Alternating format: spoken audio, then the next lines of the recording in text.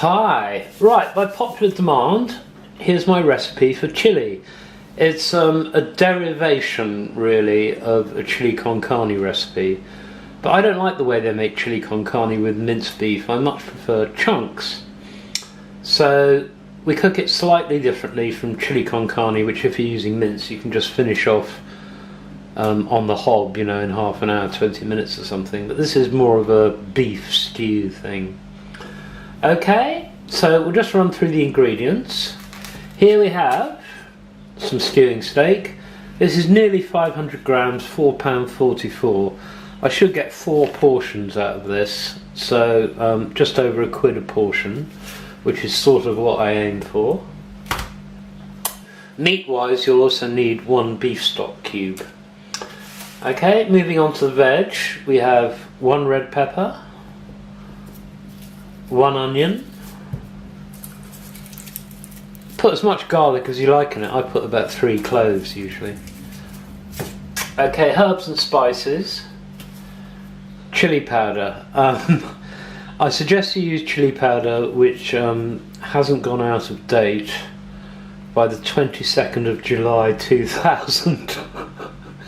Actually it says best before, so I can't see it going out of date. I mean, anything that manages to grow on a chili powder, on this chili powder, because it's red hot, frankly deserves to live. It's not doing me any harm, so I'm just going to finish that up, but obviously I don't recommend that. Buy all your stuff in date and what have you. Okay, other spices we need are ground cumin, paprika, marjoram. Okay, now this is one of the very, very rare times I actually use tins. But here we've got a tin of Napolina chopped tomatoes. They're quite good. And it's certainly a lot more economical than buying the huge tomatoes that disintegrate so you can make a sauce. I mean, you could do that. And the same with the beans. I mean, you can buy a tin of kidney beans, which also contains juice, which is actually quite useful for adding, because we're going to add those about half an hour at the end of the cooking process. We don't want to cook them the whole time because otherwise they'll just disintegrate. Again, you could buy your own, soak them overnight, go through all that performance. I just prefer to buy a pre-cooked can. You've got to be a bit careful with kidney beans. Some tomato puree. Right, we're going to make it really, really tomatoey, garlicky and hot, which is what we want. Okay, those are the ingredients. You'll also need 1 really good casserole. This one weighs an absolute ton. It's Danish. It's got Nako written on the bottom, I think. Is it Nako or Nukar or something? Something like that. On a frying pan and some oil, and that's just about it. Okay, so as you can see, the meat has been browned off now. We've browned off the meat. Obviously it's the first thing we're going to do. We're going to be cooking this low and slow. So grab hold of it. Dip the meat in your casserole.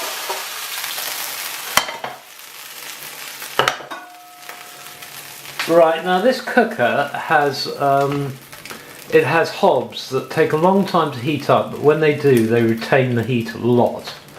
So what I do is I take the pan off the heat, because what we don't want with these onions, we just want to sweat them really. We don't want them to turn brown, because otherwise that alters the taste of the whole dish. It's still not bad because there's some pretty strong herbs going in here, but just let that cool down. Cool it down a bit more by adding a bit more water, oil. Okay, that should be nice and cool now.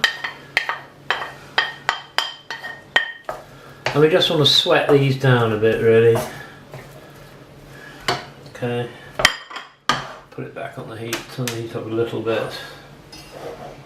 Right, now the beef is as tough as old boots, so obviously this recipe, it's stewing steak, so we're going to be cooking it for a long time, so it varies from the chili con carne recipe where you can finish it off on the hob in sort of 20 minutes because you're using mince. This is a much more low and slow process.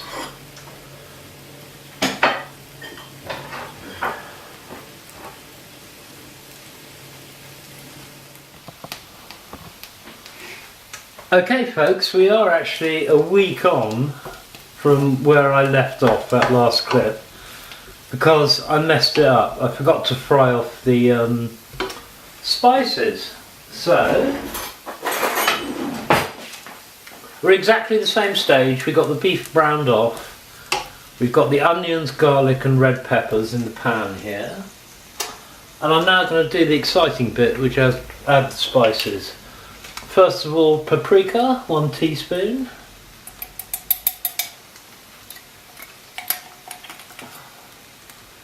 Being a bit awkward.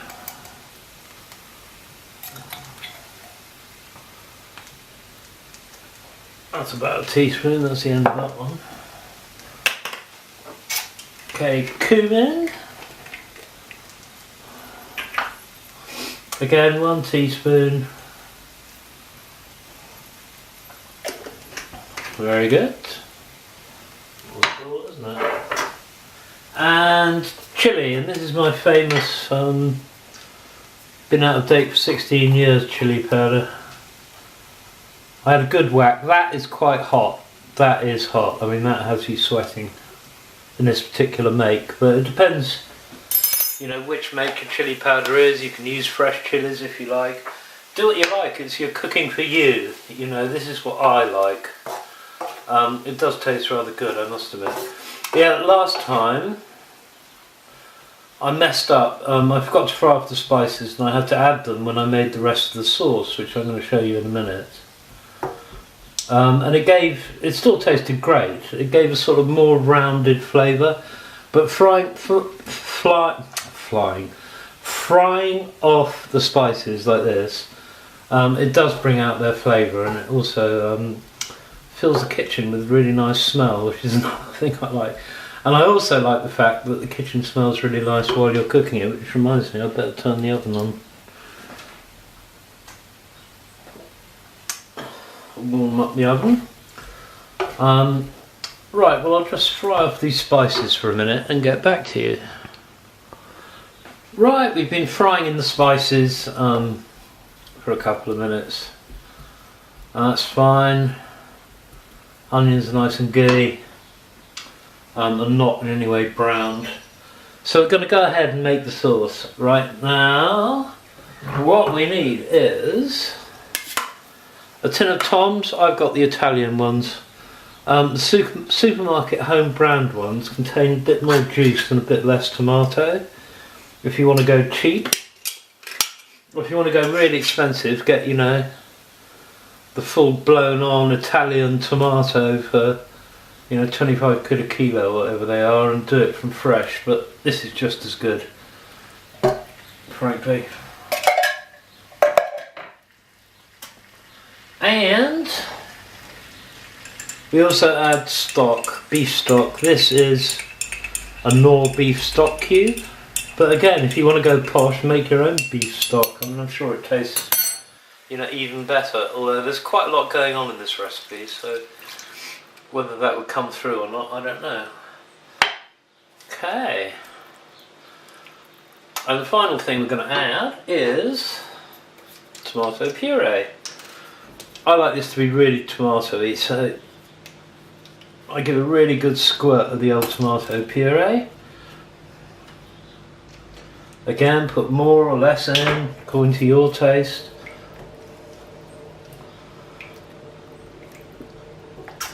And the final thing we're going to do, or the two final things we're going to do, okay, is add half a tablespoon of marjoram. Marjoram's a funny one. It adds this really bright taste to it. It sort of brightens the flavour up. But I don't like adding too much. That's about right. Half a tablespoon, teaspoonful. And it's also surprising how much salt and pepper, how much seasoning this takes. So I'm going to put a good whack in of salt and pepper and then adjust it towards the end, because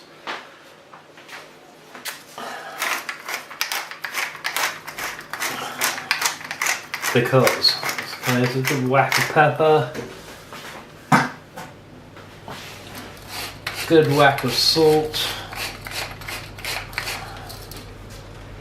Okay, we're going to adjust that when I taste it towards the end of the spilled some cooking process. Okay, so we're just going to bring this to the simmer. Remember, we got the beef in here. And what I'm going to do is cook this for 3 hours, because remember, we're using chunky beef stewing steak, so it needs to be cooked long and slow. What I do is I start it on 160 and then turn it down after an hour to sort of 145, 150 area, nice and low and slow. And as I say, it really fills the kitchen up with a nice smell when it's cooking this. I do like these smells. And there's only one other ingredient to go in, and that is kidney beans. And what I usually do is put them in half an hour before the end of cooking. So when this goes in half an hour before the end, 2.5 hours time from when we put it in, I'll bung in the kidney beans. Leave them in for half an hour. And then of course, in the traditional way, I'll take it out, stir it. I'll stir it every hour anyway, but when I turn the oven off, I'll take it out, stir it, put the casserole back in and just let it sit there in a cooling oven for hours and hours and hours, really, for as long as you like. What I usually do is eat this tomorrow. So we'll put this in, cook it all today, leave it in the cooling oven, then before I go to bed I'll stick it in the fridge. And quite like a lot of these things, like curries and chilies and what have you, they do taste better the second day, I must admit. I mean, the flavours do develop more. Okay, well here we are, we're coming up to the simmer. So it's really quite simple.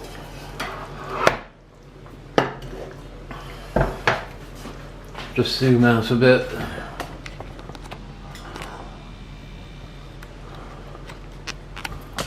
Yeah, I'll zoom out even more.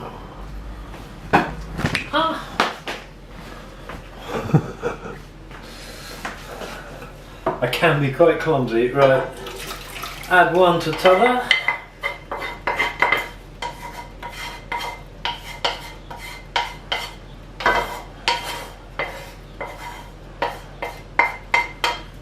Okay, that can go to washing up. The good cook cleans up as he or she goes along. I know you said she there. That's what my mum used to tell me, and she was actually right. So bring this here.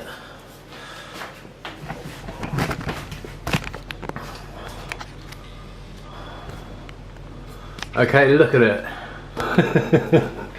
It looks red, radioactive, doesn't it? And that is quite hot. That was quite a lot. That chili powder I use is hot. But that's it. As I say, apart from the kidney beans, that's the recipe. So on goes the lid. And we'll bung that in the oven, as I said, for 3 hours. Okay, well that's my chili a la Bachelor. Use the recipe, adapt it to yourself. I really like it. I mean, I'll get at least 3 meals, possibly 4 out of that. 3 is more realistic in my current rate of eating. And enjoy. I hope you enjoy it. It is really tasty, I must admit. Just a quick afterthought. I forgot to add, you eat this with rice. Although, if you want to eat it with chips, eat it with chips. Eat it with what the hell you like, because, you know, it's your meal. I eat it with rice. Sometimes with mango chutney, you know, just like you would a curry, which is, you know, like hyper sweet and cools your mouth down a bit. And even better, some either soured cream or yogurt, which the yogurt will definitely cool your mouth down a bit if you made it super hot. Well, that's it. I hope you try it and enjoy it. Thanks very much for watching.